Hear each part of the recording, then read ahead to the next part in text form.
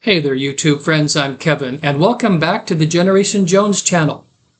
First of all, I'd like to thank you for the wonderful response that you gave the first video I uploaded earlier this week. And now, it's on to number 2. Now the Generation Jonesers are beginning to retire or are nearing retirement age, there's a lot of talk on social media about being prepared financially. That seems to be the main focus of many of the YouTube channels that I see dedicated to retirement. And it's certainly the responsible thing to do. But did you know that it's just as important to be mentally, emotionally, and psychologically prepared? Many retirees think that they're ready for retirement after working in their given careers for 20 or 30 years. But a few months into retirement, many of these same people find that their emotional and psychological resources are already running low. They have a lot of money, a lot of investments saved up for a comfortable 20 years, but their emotional resources are already being depleted. Dr. Andrew Ritz is a 64-year-old former pediatrician who lives in Findlay, Ohio. He was recently interviewed on the CBS Evening News. In an interview with Janet Shamlian, he said, "When I go to bed at night, I say, what did I do today that made it a better place for someone else or for the world? And the answer is usually nothing. Nothing." Wow, what incredibly sad words. Retirement can be a tremendous life change that can affect a person's mental health.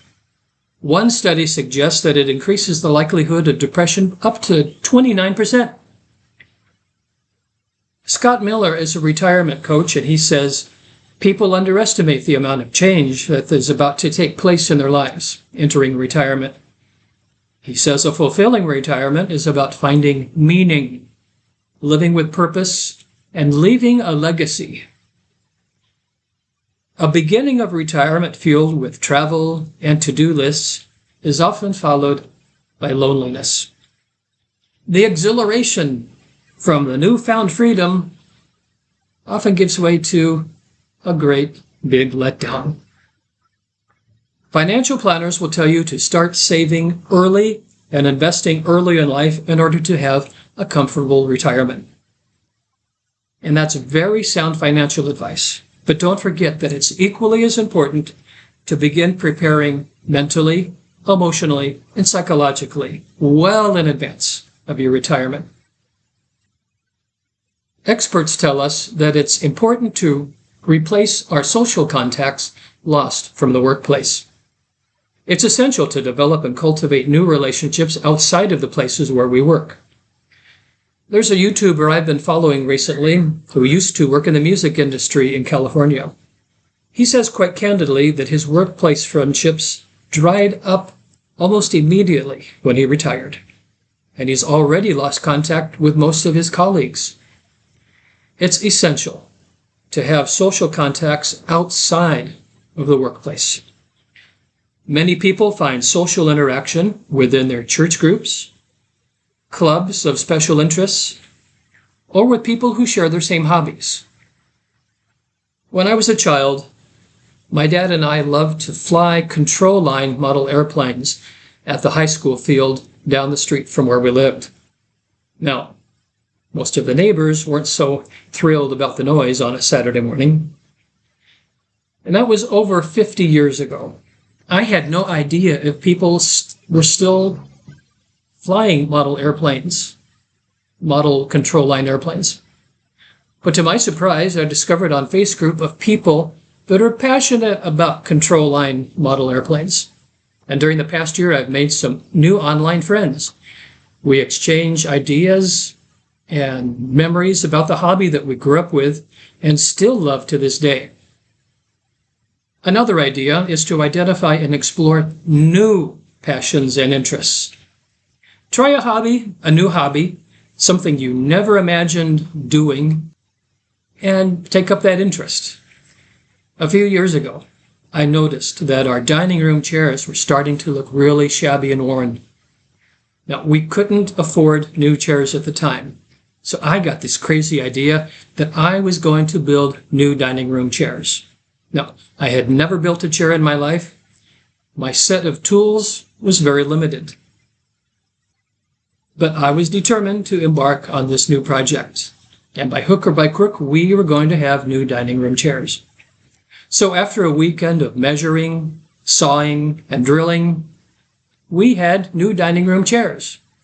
Now, let me tell you, they were far from perfect, but so far, not a single guest has fallen down on the floor. More importantly, I discovered that I enjoyed making things around the house.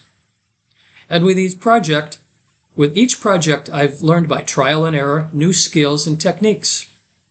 After I posted photos of project on social media, friends from church, neighbors, and other friends began asking if I could help them with their own do-it-yourself projects. So my encouragement to you is this: discover something you enjoy apart from work and carry that passion into your retirement years. I'm looking forward to continuing with my woodworking hobby into retirement, whenever that might be, well down into the future. Number 3, use your skills and abilities to volunteer or mentor others. Mentor a young person. There's a passage in the book of 1 Peter in the New Testament that says, each of you should use whatever gift you have received to serve others. That sounds like pretty good advice to me. Just because you no longer have a 9-to-5 job doesn't mean you can't still contribute to your community. There are many worthwhile things you can do that don't necessarily involve a paycheck. Use the knowledge and skills that you've acquired during your life and your career, and mentor a young person who's just starting out in their career. This will keep you mentally active, provide you social interaction, and it'll contribute to another human being's success in their life. So, take stock of your skills, consider what you'd like to improve on from your existing skill set, and what new skills you'd like to learn once you have the opportunity and the time in retirement. Consider things you enjoyed when you were a kid, when you were a young person. Is there something that you loved to do many years ago, but didn't continue because of fear or frustration, or even a lack of time? What were some of your favorite subjects in school when you were in high school or in college? How can you take those childhood interests or interests of your youth and turn them into a grown-up interest or hobby? And now number 4, and this is probably the most important one. It's last on the list, but this is probably the most important advice of all. Find a purpose. Have a reason to get up in the morning.